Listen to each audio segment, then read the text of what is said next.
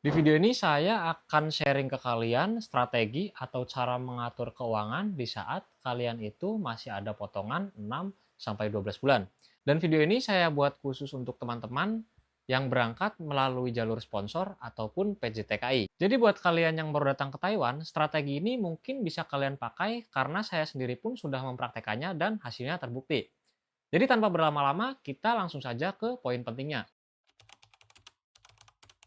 Ketika kalian tiba di Taiwan, hal pertama yang harus kalian sadari yaitu kalian datang bekerja ke Taiwan itu membawa hutang, yaitu berupa potongan wajib 6 sampai 12 bulan dan modal untuk berangkat bekerja ke Taiwan, yaitu bisa bervariasi 60 juta, 70 juta, atau bahkan 80 juta.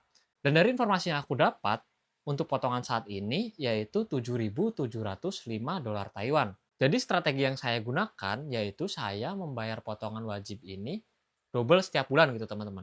Nah ini saya contohkan pakai kertas seadanya, ini adanya kertas slip gaji karena saya sudah tidak punya bukti pembayarannya. Jadi teman-teman kan pasti kan jika baru datang kan mendapat kertas potongan gitu, 7 bulan, jika 7 bulan 7 bulan ada 7, jika 12 mungkin ada 12 lembar gitu. Jadi bayar setiap bulannya itu double, bayarnya itu 2 kertas gitu. Nah mungkin jika 7.705 itu sekitar 15.000 gitu. Jadi bayar double. Tapi teman-teman juga bisa lihat kondisi kurs juga. Kalau kurs sekarang lagi naik, mungkin bisa bayarnya satu kali aja. Nah, sisanya teman-teman bisa buat cicil dulu biaya untuk berangkat ke sini gitu, teman-teman. Jadi tipsnya itu jangan berharap gaji full dulu, tapi fokuslah untuk bertahan dan atur pengeluaran kalian itu di sini, teman-teman. Poin kedua ini mungkin buat beberapa orang itu terlihat sepele ataupun tidak penting. Tapi menurut saya nih, poin kedua ini sangat-sangat penting sekali, yaitu kalian itu wajib catat pengeluaran kalian. Itu mau di notes di HP maupun di buku kecil catatan gitu. Itu wajib kalian catat. Supaya kalian itu tahu uang kalian itu keluarnya itu untuk apa. Misalkan saya hari ini keluar 100 untuk beli rokok, saya hari ini keluar untuk beli deterjen. Gitu. Jadi kelihatan setiap bulannya itu uang kalian itu buat beli apa. Kan kadang kita kan nggak berasa. Sehari beli rokok itu sebungkus misalkan atau 2 hari sebungkus gitu ya. 100 dikali 25 hari kan udah kelihatan gitu. Misalkan 100 dikali 30 hari kan 3.000, itu nggak kerasa kan. Tahu-tahu uang kita kok tinggal segini gitu ya. Akhir bulan kok malah tinggal segini, itu kan kalian kan nggak tahu pengeluaran kalian itu untuk apa gitu. Padahal itu catatan itu sangat penting, jadi kalian itu tahu uang kalian keluarnya kemana gitu. Dan kamu juga itu harus bedakan dulu mana keinginan dan juga kebutuhan teman-teman. Di poin selanjutnya yaitu teman-teman wajib pisahkan uang tabungan dan uang pegangan. Let's say teman-teman gaji bersih anggaplah 10.000 dolar Taiwan atau 5 juta gitu. Nah, teman-teman pisahkan uang untuk makan misalkan 6.000, uang untuk tabungan 2.000, dan untuk dana darurat 2.000. Nah, ini yang 2.000 yang dana darurat, teman-teman jangan sampai pakai sebelum ini benar-benar mendesak gitu, ada kebutuhan atau di akhir bulan itu ada hal yang tidak duga gitu, teman-teman bisa baru pakai. Tapi kalau nggak ada, ini yang dana darurat, teman-teman nantinya bisa masukin ke tabungan gitu, teman-teman. Dan saran saya pribadi, itu teman-teman wajib dipisahkan di dompet yang berbeda gitu, teman. Jangan sampai itu satu dompet, karena satu dompet kan namanya orang ya, namanya manusia ya, punya bias emosi yang kadang tidak terkendali. Itu lihat barang apa, kalau ada duit ya tetap digas, dibeli gitu. Jadi usahain teman-teman itu pisahin lah dompet pegangan sama tabungan gitu. Poin keempat ini saya yakin banyak teman-teman yang nggak kuat, yaitu hindari belanja impulsif di awal bulan. Contoh, misalkan teman-teman lagi scroll TikTok, lihat yang jualan sepatu, beli. Ada yang jualan baju, gas, nggak apa-apa awal bulan, duit masih banyak. Jangan teman-teman itu mikir, mau udah gajian, pengen self reward. Jangan mikir situ, self reward apa, buat apa, nanti aja gitu. Fokus di tanggungan teman-teman gitu. Jangan mikirin self reward dulu, tapi fokus di tanggungan dan tujuan teman-teman di sini.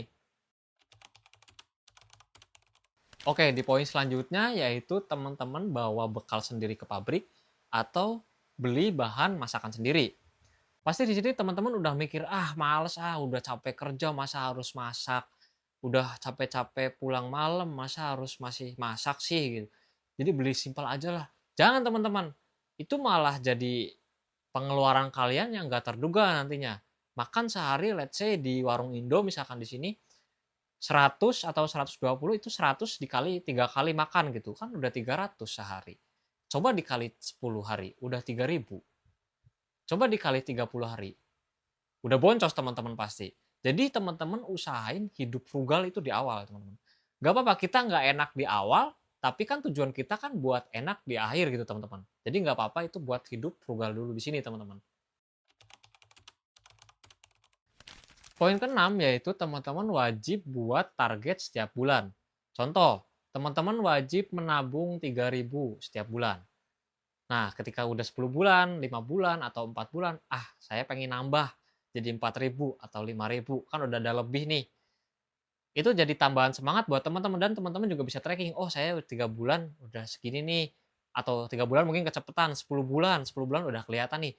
Oke, jadi saya 11 bulan punya target lagi, nambah lagi. Itu kan bisa jadi semangat teman-teman gitu untuk bekerja di sini. Jadi itu pentingnya teman-teman buat target bulanan untuk teman-teman bekerjanya itu tambah semangat gitu di sini.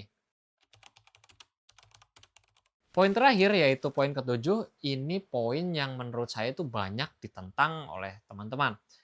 Yaitu jangan sering-sering kirim uang di awal. Maksudnya kirim uang itu kirim ke Indonesia ya buat keluarga. Nah, kenapa? Karena banyak dari teman-teman itu yang masuknya generasi sandwich. Saya juga termasuk, cuma tidak terlalu parah gitu. Jadi teman-teman itu harus memprioritaskan dulu kebutuhan. Kebutuhan untuk membayar potongan wajib yang 6 sampai 12 bulan, untuk membayar teman-teman berangkat ke sini, tanggungan hutang-hutangnya, dan untuk keluarga juga. Jadi teman-teman kuncinya tekan dulu keinginannya, tekan aja dulu, jangan boros-boros, jangan mikir self reward, jangan. Itu yang bikin teman-teman itu pusing di sini. Pengen belanja ini nggak punya duit, hutang lah, apalah, jangan. Fokus dulu, fokus tujuan awal teman-teman gitu. Jadi saran saya itu jangan hamburin uang teman-teman di sini untuk hal yang tidak penting gitu, teman-teman. Oke teman-teman, jadi itu strategi mengatur keuangan yang saya gunakan ketika saya baru tiba di Taiwan. Semoga video ini bisa bermanfaat untuk kalian. Sampai bertemu di video selanjutnya dan salam Sobat PMI.